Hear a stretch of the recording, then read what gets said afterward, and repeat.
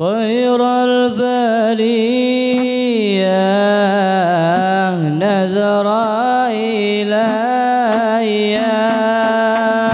ما أنت إلا كنز العطية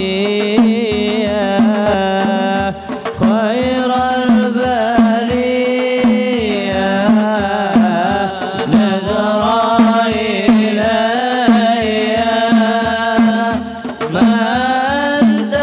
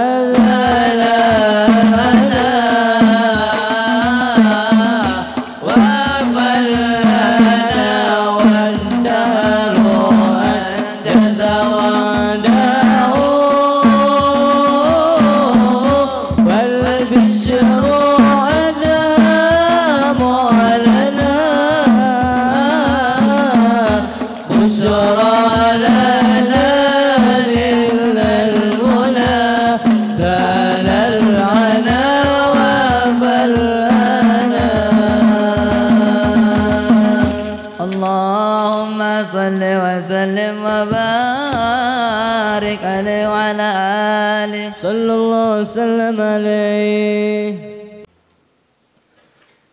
الحمد لله رب العالمين والصلاة والسلام على سيدنا مولانا محمد وعلى آله.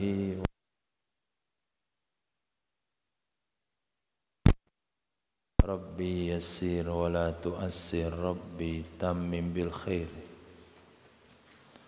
ربنا اشرح لنا صدورنا ويسر لنا أمورنا وأمور المسلمين واحلل عقدة من لساننا يفقه قولنا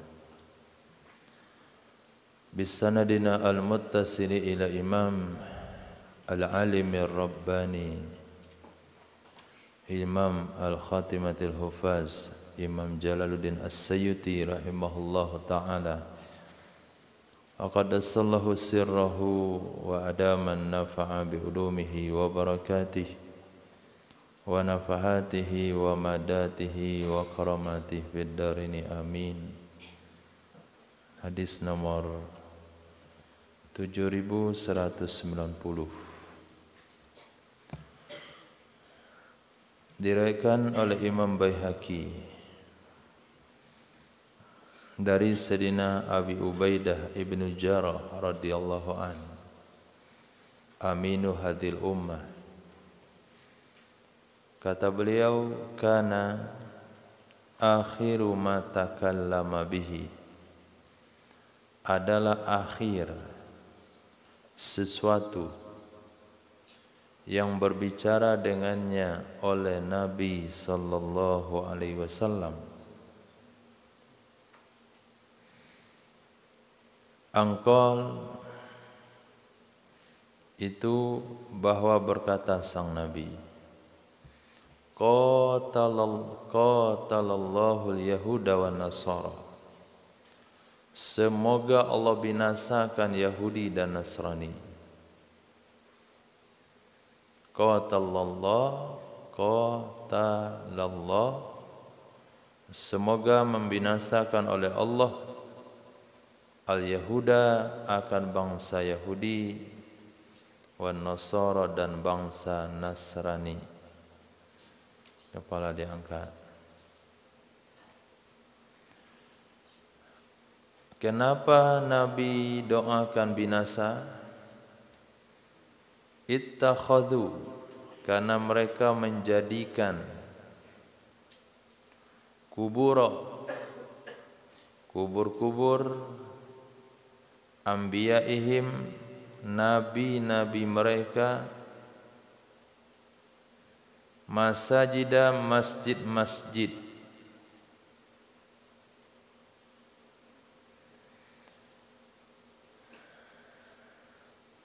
Persi Wahabi,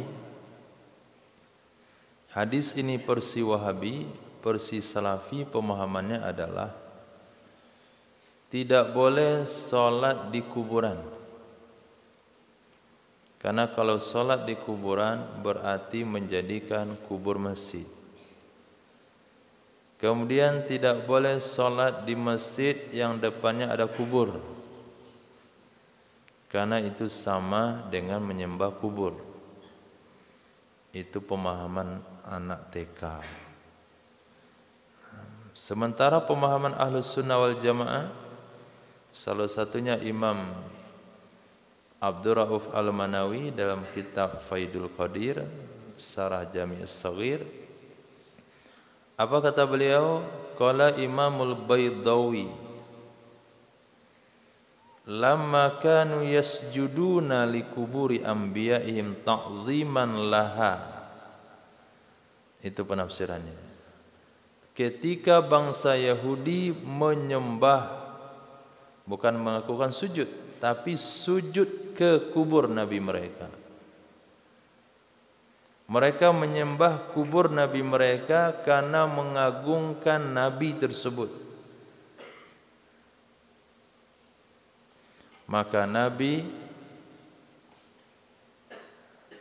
melarang daripada umatnya melakukan perkara yang sama dengan cara menyembah kubur. Para nabi menyembah kubur orang-orang soleh dengan memunculkan atau menghadirkan ruh-ruh mereka. Tapi ketika kita pergi menguburkan jenazah dan di tempat perkuburan itu ada masjid untuk sholat, waktu sholat sudah tiba dan mereka adalah petugas penggali kubur lalu sholat di situ, ini tidak haram hukumnya. Lalu kita sholat di depannya ada kubur juga tidak haram hukumnya. Kenapa? Karena kalau sholat di Masjid Nabawi pun itu kita sholat di samping makam Nabi dan sholat di belakang makam Nabi. Nah, ketika hal ini disampaikan sama Salafi Wahabi, kata mereka itu arsiteknya yang salah. Jadi kalau arsitek yang salah nggak apa-apa.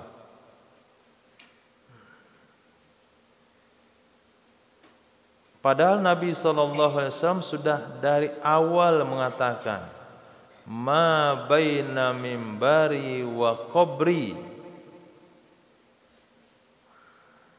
ma baina mimbari wa qabri, antara mimbarku dan kuburku itu salah satu taman surga, raudhatum miryadil jannah. Dan kita tahu mimbar Nabi SAW ada di sebelah kanan, kemudian kamar Nabi ada di sebelah kiri, di antara tersebut adalah raudhah, kemudian Masjid Nabawi itu memanjang di belakang kamar. Sehingga ketika Nabi i'tikaf, beliau mengeluarkan kepala dari jendelanya dan rambut Nabi disisir oleh Sayyidatina Aisyah radhiyallahu taala anha. Pada saat itu sudah ada orang sholat di belakang kamar Nabi SAW. Seperti ini kamar Nabi, di situ sudah ada orang sholat dari dulu. Sehingga ketika Nabi membuka tirai kamarnya, maka sahabat yang di sana melihat ke dalam kamar. Di akhir hayat Sayyidina Rasul SAW dan Nabi senyum, seakan-akan sahabat terfitnah dengan kondisi seperti itu. Maknanya hampir-hampir membatalkan sholatnya. Itu di kamar Nabi. Pintunya di situ, jendelanya di sana.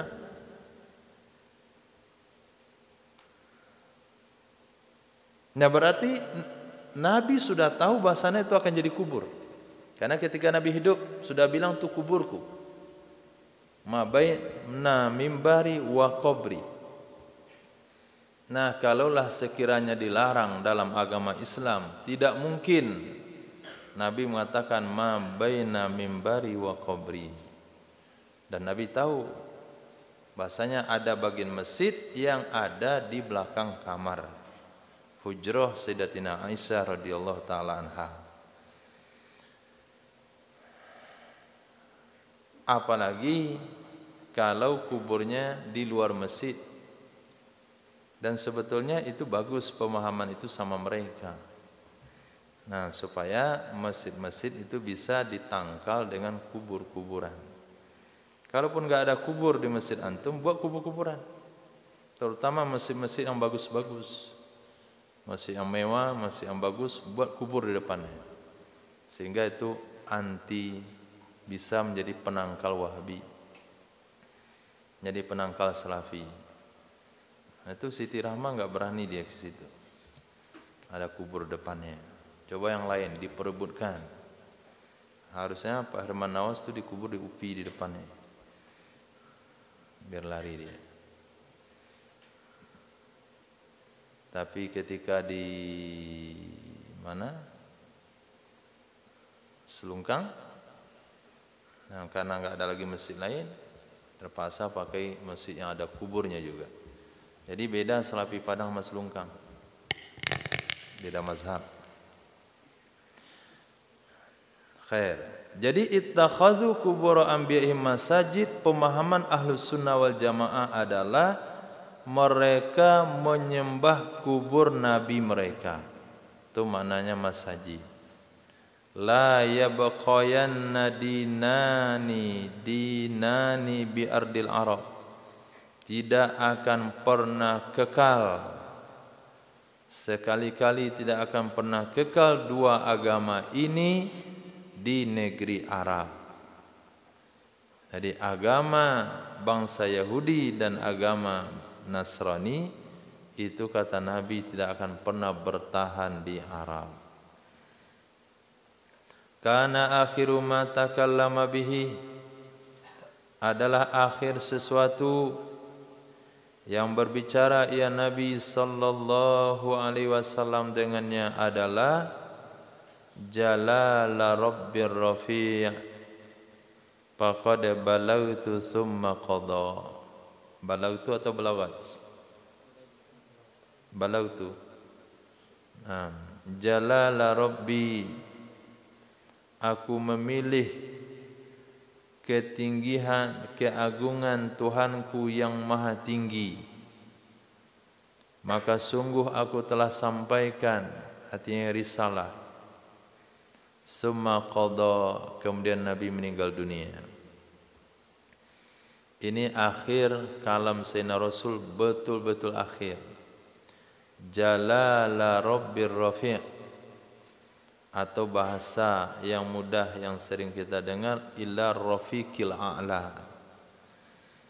Ila rafiqil a'la qad balautu.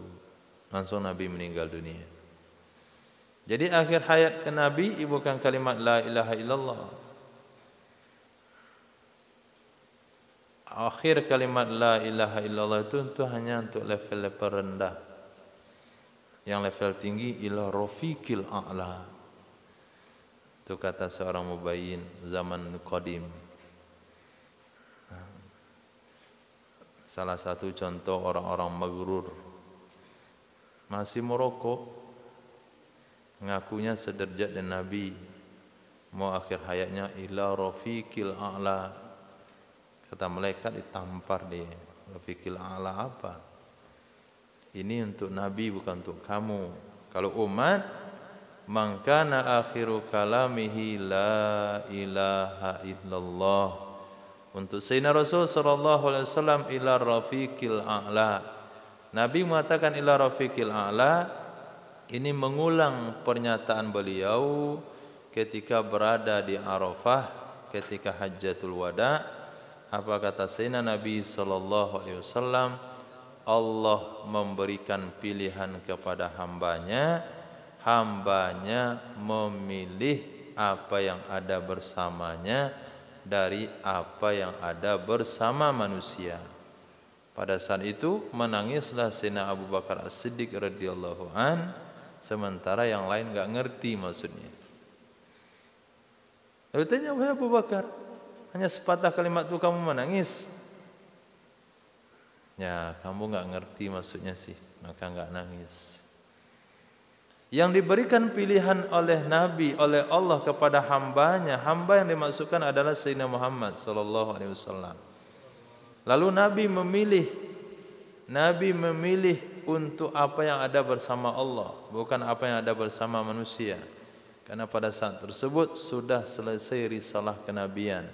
Al-yawma akmaltu lakum dinakum wa asmamtu alaikum ni'mati wa raditu lakumul Islam madina. Sudah selesai risalah kenabian, maknanya Nabi akan meninggalkan kita. Ketika Sayyidina Abu Bakar menjelaskan maksud kalimat Sayyidina Rasul, baru yang lain ikut menangis. Enggak santai saja dia. Maka orang-orang santai itu orang-orang tidak tahu maksud. Berbunyi sarine tsunami, ya santai saja. Dari gulung tsunami baru ngerti dia. Jadi orang yang tidak tahu dengan peringatan, itulah yang santai. Habis hadis yang diawali dengan kana, kita masuk ke huruf lam. Hadis pertama, riwayat Imam Bukhari dan Muslim. Lallahu, sungguh Allah, asyaddu, lebih sangat, sudah lebih sangat lagi, farahan, nisbah gembira, bitaubati abdihi, dengan taubat hambanya, min ahadikum,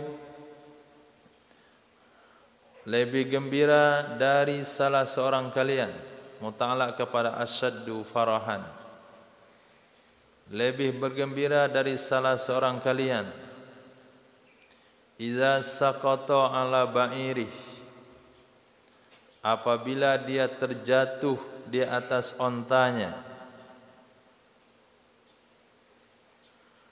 Terjatuh maksudnya mendapatkan kembali.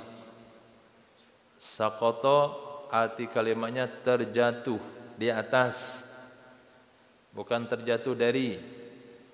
Kalau terjatuh dari ontanya, dia terkilir, lalu ikan izin ke padang besi situ.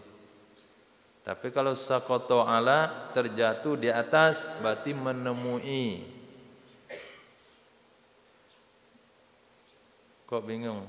Koto. Tulis artinya terjatuh, kemudian dalam kurung menemukan. Bingung deh. Dekoto, pemilik Dakota Cargo. Idza saqata, apabila terjatuh ia seseorang dalam kurung menemukan, ala ba'irihi, di atas ontanya. Onta yang mana? Qad adallahu, yang sungguh dia telah menghilangkannya. Yang sungguh dia telah menghilangkannya. Kejadiannya di mana? Bi ardi falatin, di tanah lapang yang luas. Di tanah lapang yang luas, maksudnya gurun Sahara, padang pasir.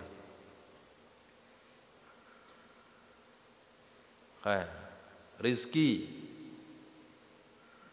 dia naik di atas onta. Rizki yang mana saja? Dia naik di atas onta, kemudian dia bawa di atas onta itu pakaiannya, makanannya, minumannya, snacknya, obat-obatannya, semua perlengkapannya ada di atas onta. Dia kendarai onta melewati padang pasir sendirian. Ketika dia beristirahat, dia tambatkan ontanya di satu tempat, kemudian ontanya hilang.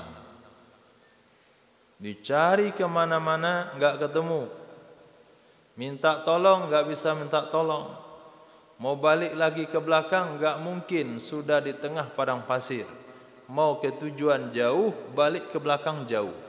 Tidak ada solusi kecuali harus mendapatkan onta. Itu makna bifalati. Tapi kalau hilang onta di kampung, itu bisa minta sama yang lain.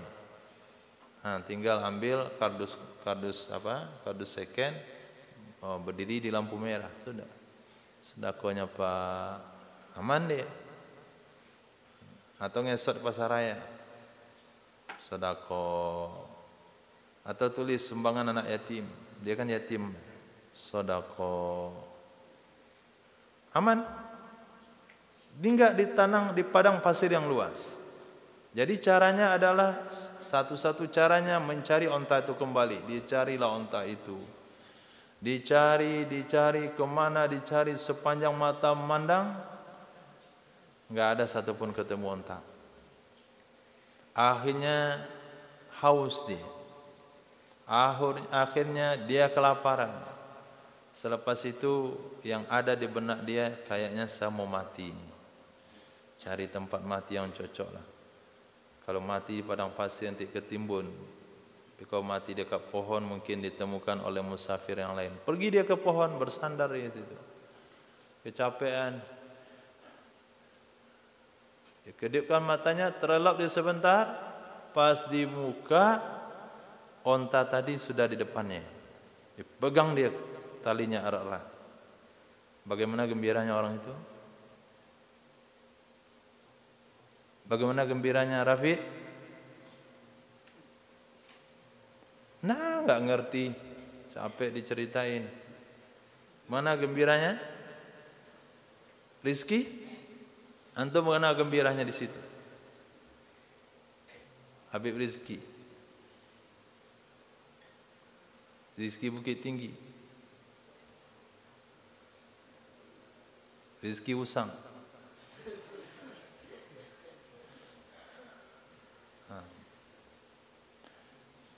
Enggak kebayang bagaimana gembiranya dia. Telah bermula kehidupan baru di detik-detik kematiannya. Maka dia akan ceritakan kepada siapa saja. Dia akan bersyukur sesyukur-syukurnya kepada Allah. Tapi Allah jauh lebih gembira daripada seseorang yang menemukan ontanya itu. Itu orang yang tobat kepada Allah Subhanahu wa taala. Nah, pertanyaannya, bagaimana kira-kira kegembiraan Allah kepada orang yang berusaha membuat orang bertobat?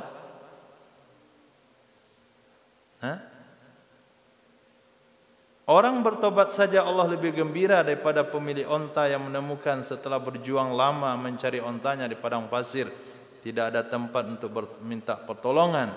Bagaimana kira-kira dengan orang yang berusaha menyebabkan orang tobat kembali kepada Allah Subhanahu wa taala? Mana lebih gembira? Bagaimana kegembiraan Allah kepada orang yang menyebabkan orang lain bertobat? 4 bulan. Nah, ini hadis taskil nih, Apri, catat baik-baik. Jangan dikeluarkan di awal bayan, di ujung bayan.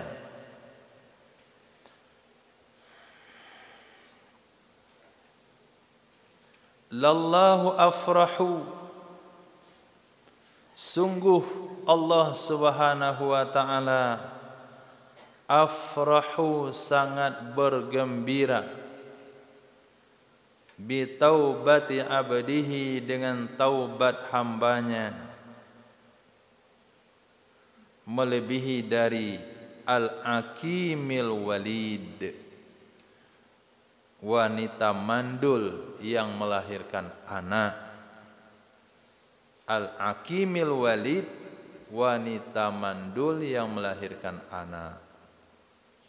Al-akim kalimatnya tazkir, tapi maknanya nakira, sama dengan haid. Kalimatnya tazkir, enggak ada haidoh, bahwa haidun, haidatan, haidani, haiduna.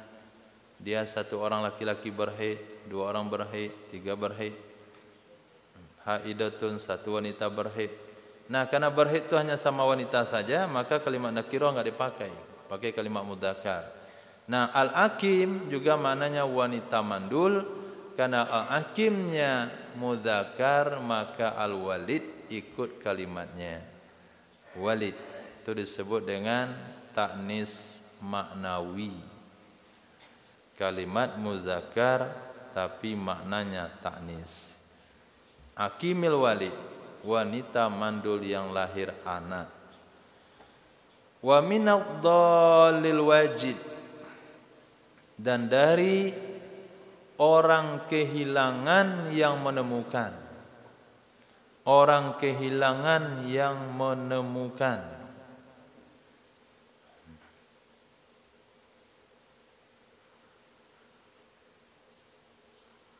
Ketika di stop oleh polisi, tanya STNK mana? Allah, ini bukan razia kacang-kacangan, ini betul-betul razia. Diraba di kantong nggak ada STNK, dibuka sini nggak ada STNK, dia di dompet nggak ada STNK, cari lagi, cari bilik dompetnya banyak sekali, ternyata terselip dalam kantong tasnya. Lah, jalan lagi darahnya. Nah, itu baru ketemu STNK. Apalagi uangnya hilang lalu ketemu lagi. Kalau hilang 100.000 enggak ketemu, aman-aman saja. Kalau hilang seharga 1 miliar bagaimana? Dalam ATM 1 M, pas dicek 0 saldonya. Oh, kalau antum cek jam 11 malam, saya yakin sampai subuh nggak tidur. Pertama istighfar, kedua salat hajat. Besok laporkan ke bank, Pak saldo saya hilang. Berapa? 1 M. Oh, kata dia, saya cek dulu ya. Mungkin salah aplikasi atau salah sistem. Pasti cek, gagal Pak. Nggak ada yang buktikan Bapak punya saldo 1 M. Lapor ke Bank Pusat, akhirnya ke Jakarta dia. Pas sana saldonya kembali. Lalu pulang ke Padang, tiket pesawat 2 juta. Ketika dia beli tiket pesawat 2 juta itu, mana perasaannya? Kecil. Ketemu kawan, ditraktir. Cerita ATM saldonya hilang 1 M, pergi catat kembali lagi setelah 7 hari berjuang. Dia akan cerita kepada semua orang. Dia akan menunjukkan rasa syukurnya. Itu dalil wajib. Antum pernah dulu ke pasar sama orang tua, pasar malam? Hilang? Enggak pernah hilang. Oh, dan nangis-nangis ya. Ketemu maknya itu kayak baru ketemu setahun hilang. Saking senangnya anaknya ketemu sama emaknya. Jadi ketika hilang sesuatu dalam kehidupan lalu jumpa lagi, nah Allah ingin kasih tahu kepada kita, begitulah senang saya ketika saya kehilangan hamba saya lalu kembali kepada saya. Dan Allah lebih gembira dengan taubat seorang hamba dari zam'anil warid, orang kehausan. Zam'an al-warid yang mendatangi tempat air. Orang kehausan al-warid yang mendatangi tempat atau sumber air. Berbagai macam Nabi contohkan, Nabi gambarkan bagaimana kegembiraan Allah Subhanahu wa taala. Ini memotivasi kepada kita yang berbuat dosa untuk kembali kepada Allah, tidak malu-malu, tidak segan, tidak was-was. Dengan bertobatnya seseorang kepada Allah, itu Allah lebih bergembira. Lallahu afrahu bi taubatit taibi minaz zam'il warid. Sudah diulang artinya sama dengan sebelumnya. Coba terjemahkan Abdullah. Lallahu afrahu bi taubatit taibi minaz zam'anil warid. Kasih mic. Biar diulang-ulang dulu. Wa minad dalil wajid. Tuh mic-nya.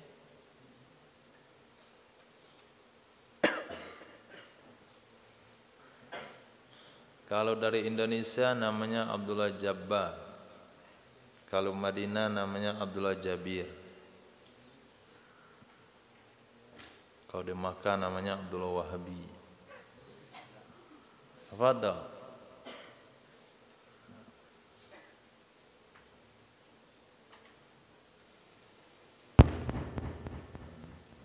Mic-nya itu.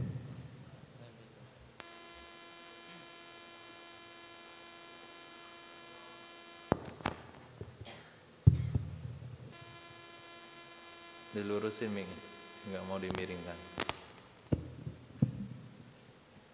Allahu afrahu bitaubatit taibi. Sungguh Allah bergembira, sangat bergembira dengan taubat orang yang bertaubat. Minadh dham'anil waridi, dari wanita mandul yang melahirkan anak. Masya Allah. Kok zam'anil warid, wanita mandul?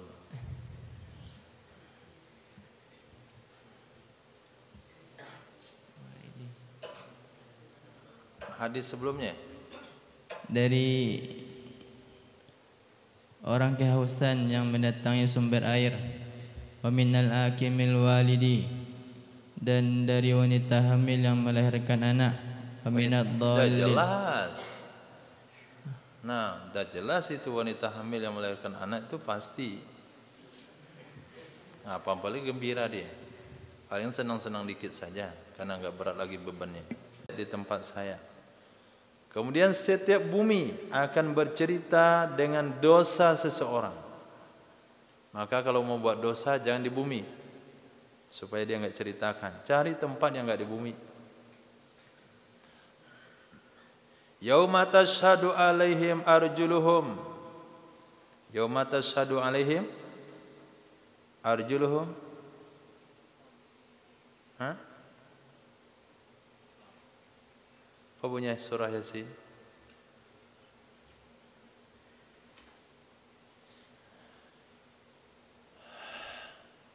Wa tukallimuna aydihim wa arjuluhum bima kanu yaksibun. Akan berbicara nanti kepada kami oleh tangan-tangan mereka, oleh kaki-kaki mereka, apa saja mereka buat. Walaupun hari ini dia tidak mengaku mencuri, besok di akhirat kelak tangannya bilang, ya Rabb, saya digunakan oleh Faiz pesisir untuk ngambil kue si Afrah dalam lemarinya. Kemudian ya Rabb, saya digunakan oleh Faiz pesisir dengan kakinya jalan ke lemari si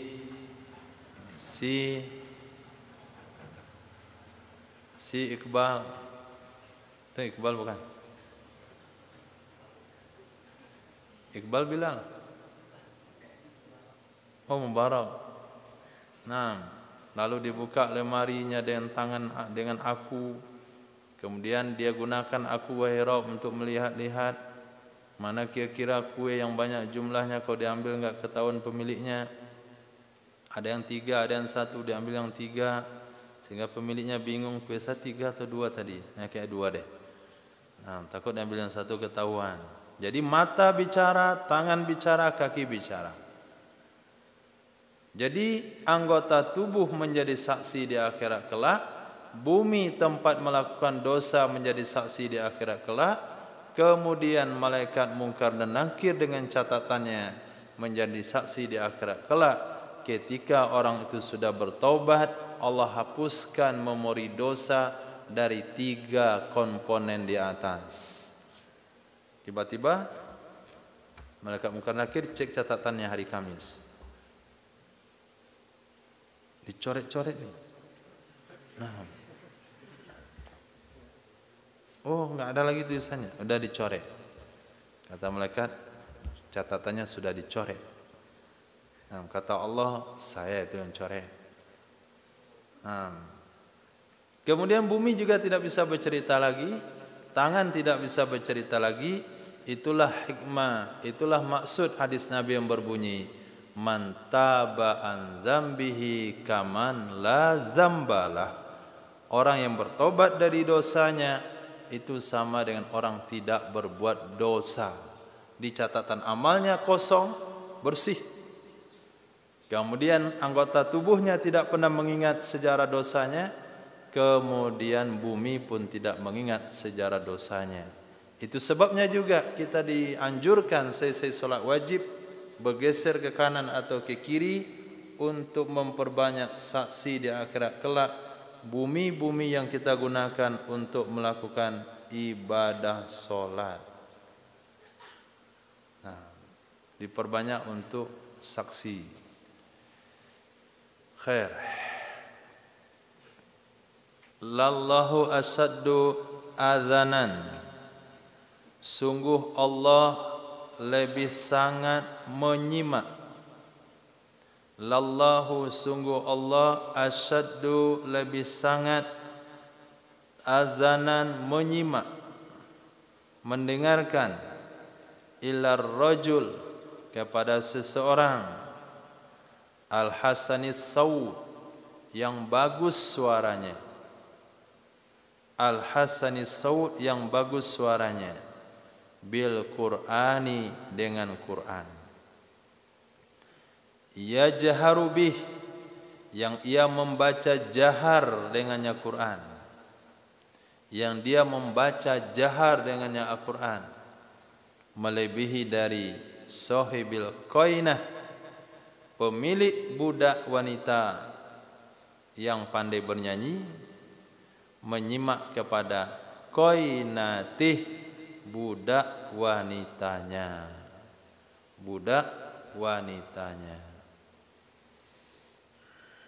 Jadi orang dulu kalau mau mendengarkan perempuan bernyanyi, maka dia beli budak wanita yang pandai bernyanyi, kemudian disuruh bernyanyi-nyanyi di rumah. Dan itu hukumnya halal.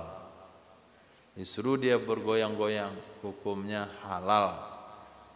Nah, sekarang orang merdeka yang bergoyang-goyang seperti budak-budak wanita di khalayak orang ramai, bukan di rumah-rumah individu, itu hukumnya haram. Jadi ketika seorang pemilik budak menyimak nyanyian budak wanitanya, dia akan simak sebaik-baiknya. Kenapa? Karena tidak mungkin dia tidak menikmati nyanyi tersebut, karena dia telah mengeluarkan uang sekian banyak untuk membeli budak wanita yang pandai bernyanyi dan menari. Sekarang Allah itu lebih, ini bahasa pendekatan, Allah lebih senang, lebih menyimak kepada orang yang membaca Quran dengan suara bagus, yang dibaca dengan jahar. Maka syukur kepada Allah kalau antum diberikan suara yang bagus.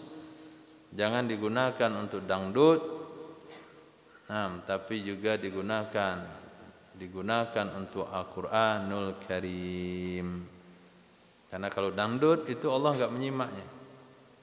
Tapi kalau digunakan untuk Quran, Allah akan simak. Ini hadis sahih. Ini perlu kepada takwil, maksudnya memberikan pahala yang sangat besar.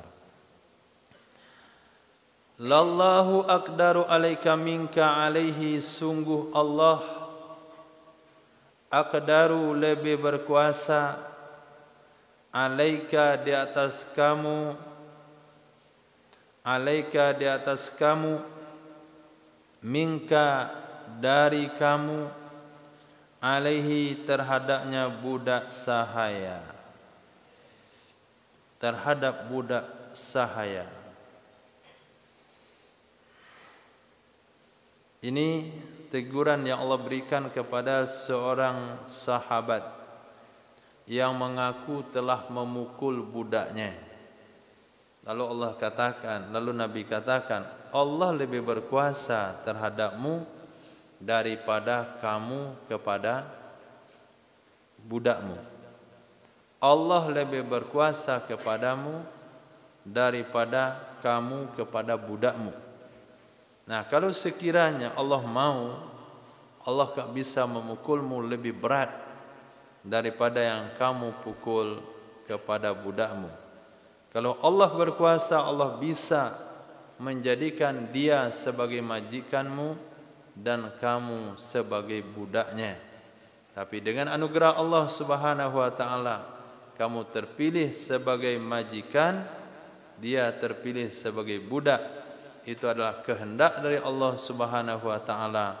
Maka janganlah kamu berbuat semena-mena terhadap budak sahaya yang kamu miliki. Ini sesuai dengan pesan terakhir Nabi sallallahu alaihi wasallam, ittaqullaha fima malakat aimanukum, takutlah kepada Allah Subhanahu wa taala pada budak-budak sahaya yang kalian miliki. Para bos juga harus menghargai karyawan-karyawannya, atasan bawahan-bawahannya. Kalau Allah mau, Allah yang jadikan dia atasanmu. Tapi dengan anugerah Allah kamu terpilih jadi atasan, maka bersyukurlah kepada Allah dengan menunaikan hak-hak mereka. La ana asyaddu alaikum khaufan, sungguh saya, asyaddu lebih sangat, khaufan nisbah takut, minan ni'am dari kenikmatan-kenikmatan, minni dariku, minaz zunubi dari dosa-dosa. Ala ketahuilah, innan ni'amal lati la tuskar, sesungguhnya nikmat-nikmat yang tidak disyukuri, sesungguhnya nikmat-nikmat yang tidak disyukuri, hiya dianya adalah hatsful qadi. Hatsfu maknanya meninggal mendadak, meninggal tanpa penyebab, atau meninggal karena hanya semata-mata ajal, nggak ada penyebab dibunuh, nggak ada penyebab ditabrak, diracun dan sebagainya. Al-qadi, seorang qadi.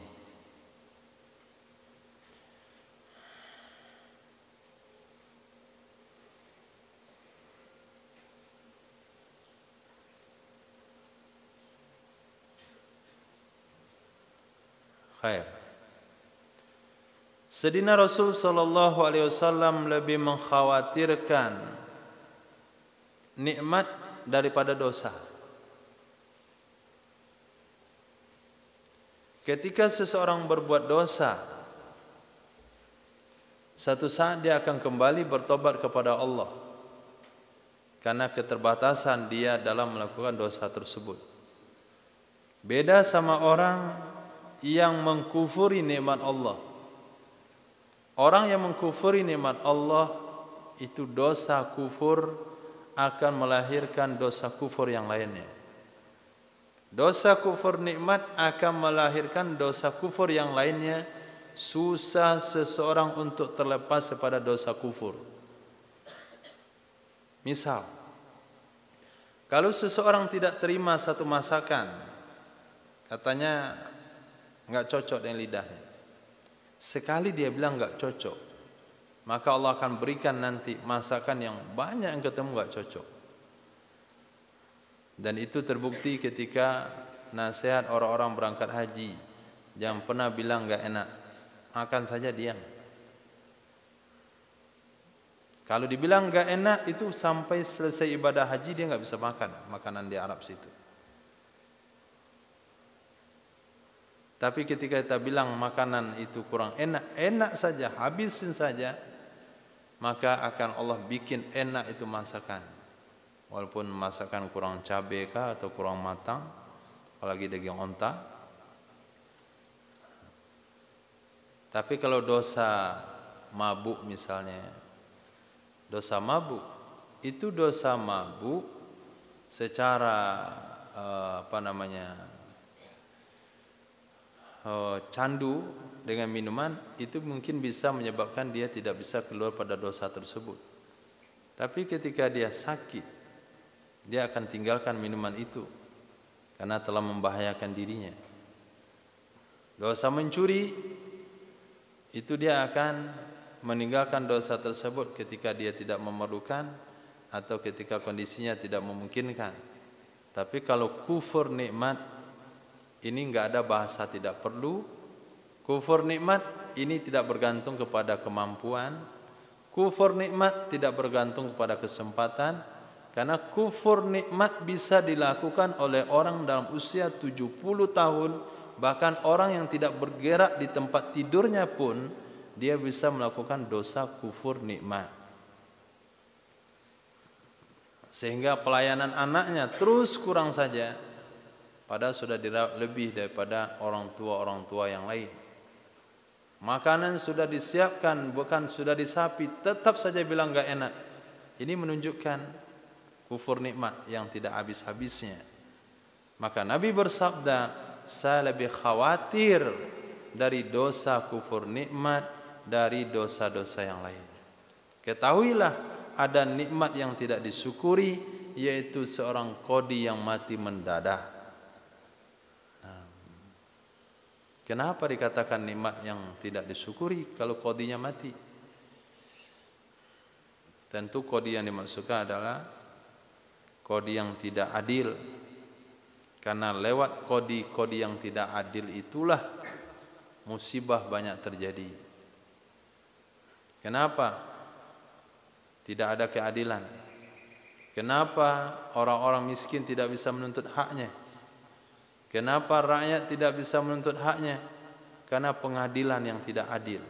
Nah, kalau terdengar berita si kodi yang zalim, kodi yang tidak adil itu mati, tiba-tiba meninggal dunia, maka itu perlu kita syukuri. Alhamdulillahirabbil alamin.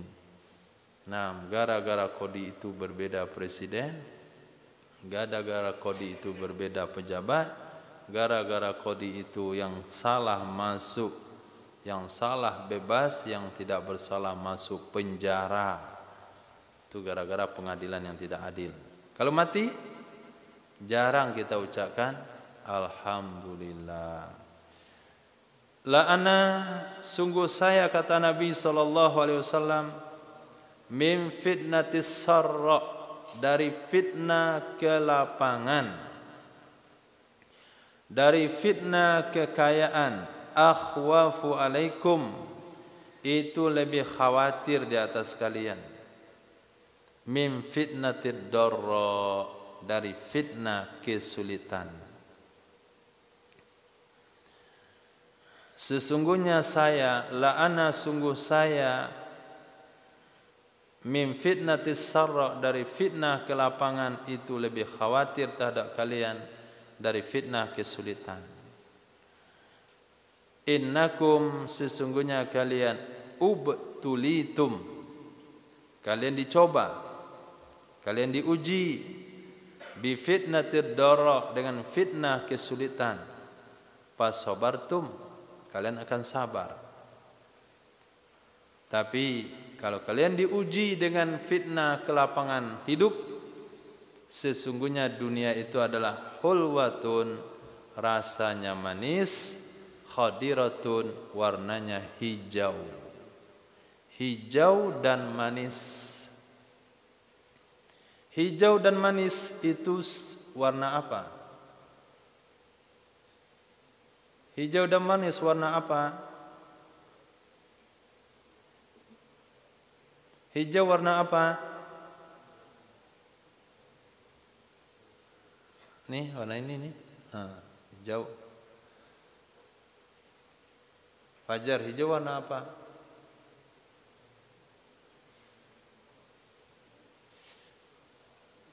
Rinaldi, hijau warna apa?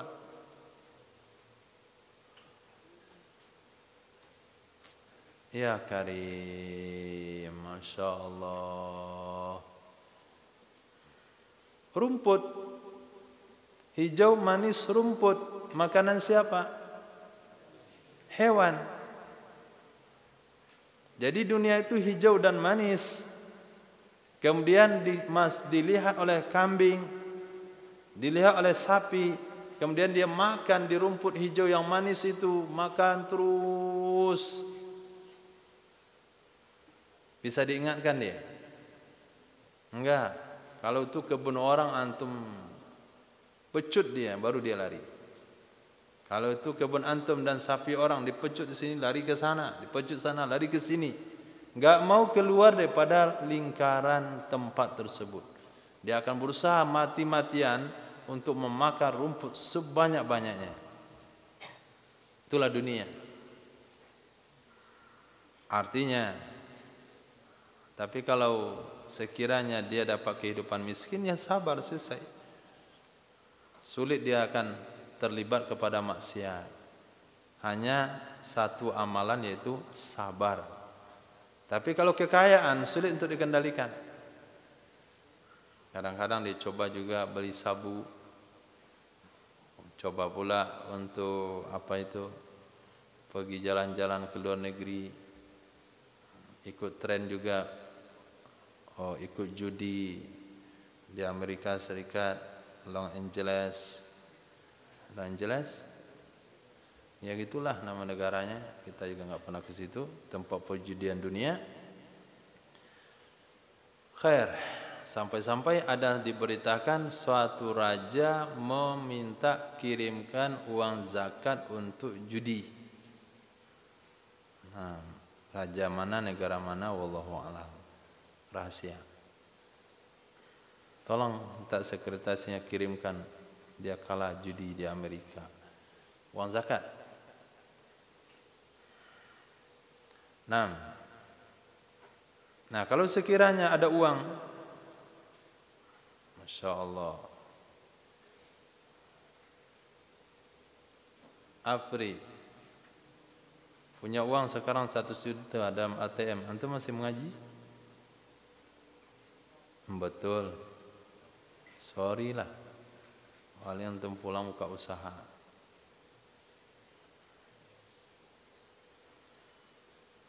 Jangankan 100 juta, uang beberapa juta saja, 4 juta misalnya, 4 juta. Apa yang ada di benak antum? 4 juta. Rafid, 4 juta. Apa yang ada di benak antum? Beli apa? Beli apa? Beli apa? Jawab. Beli apa? Hah? Jalan-jalan? Masih sehat nih, alhamdulillah. Masih sehat walafiat. Abrol Mustafa, beli apa? Beli apa? Cepat.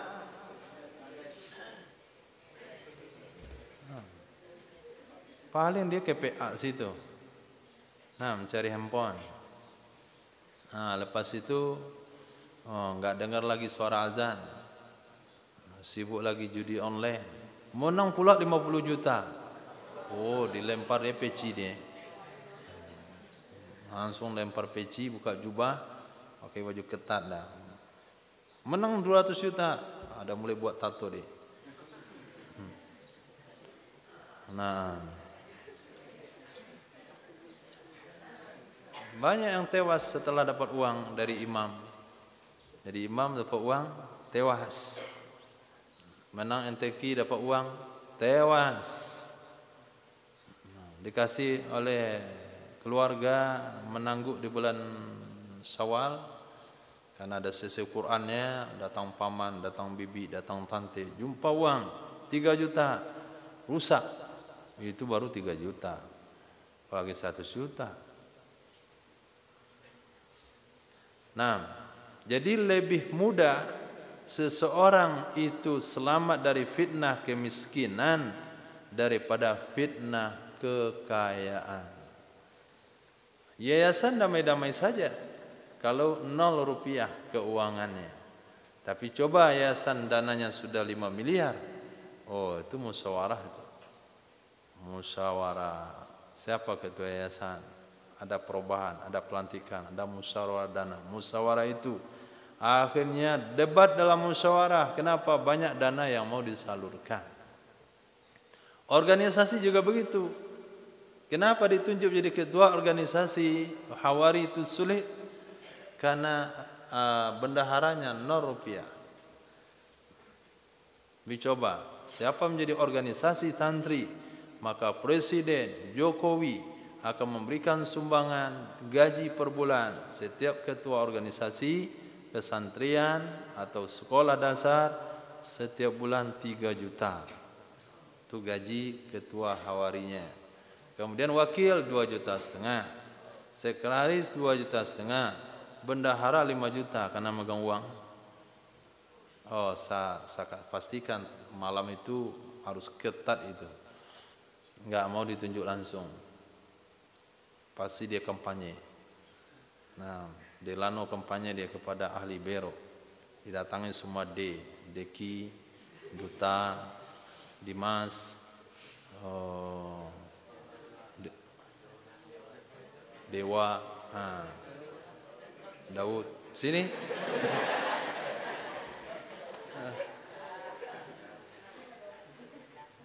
Dikumpulkan semua marganya, marga D-nya. Pilih saya, nanti kita bagi uang. Nah, nggak mau dia. Oh, duta naik banding, nggak mau. Saya lebih tua. Nah, saya yang berhak jadi pemimpin dari Bero. Nah, terjadi dua kubu Bero, kubu D sama kubu Tariq sama Fatir. Dia buat dua kubu juga. Nah, akhirnya Mubarak dia bingung dia ke kubu D atau kubu Fatir. Mana yang banyak pendukung? Nah, begitu kalau ada uang. Kenapa mereka cetak foto itu sepanjang jalan ada balehonya itu? Itu karena banyak uang. Coba di zaman khalifah gajinya ditakarkan hanya cukup untuk keperluan hidup. Sorry mereka siap memimpin, nggak ada. Itu kalau sudah ada uang. Jadi musibah. Nah, itu juga pondok Darul Hijrah. Nah, 0 rupiah. Jadi apa namanya itu? Ya santai-santai saja. Nah, tapi kalau misalnya santri 5 juta, 5 juta satu orang saja 1.000, 5 juta. Sumbang 1.000 rupiah 5 juta. Apalagi nyumbang satu orang 50.000 kali 5 juta berapa? Gak kehitung uangnya. Datang presiden akan datang ke sini cari nama, cari suara. Kemudian gubernur pasti berkunjung ke Darul Hijrah. Kenapa? Santrinya 5 juta, wali santrinya berapa itu? Itu Sumatera Barat pasti full. Apa kata calon gubernur? Nih untuk pondok, yang penting wali santri pilih saya. Itu kalau majelis taklim udah besar. Maka yang pemimpin majelis taklim di Jakarta itu santai-santai saja hidupnya. Apalagi misalnya jamaahnya ribuan. Majelis sholawat. Habib Syekh di situ, di Solo, santai saja. Kenapa? Dia suara untuk saya kasih uang sekian. Mau enggak? Tapi kalau majelis salawatnya, hadrohnya, enggak ada peminatnya, enggak ada penontonnya, cuma 5 orang. Siapa pejabat yang mau datangin antum? Itu kalau sudah ada uang. Jadi intinya apa? Uang. Uang itu sama dengan rumput. Nah, pemakannya siapa? Hewan. Jadi yang cari uang hewan. Subhanallah wa bihamdihi.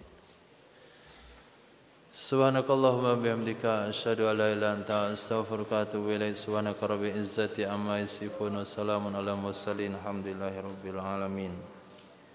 Laporan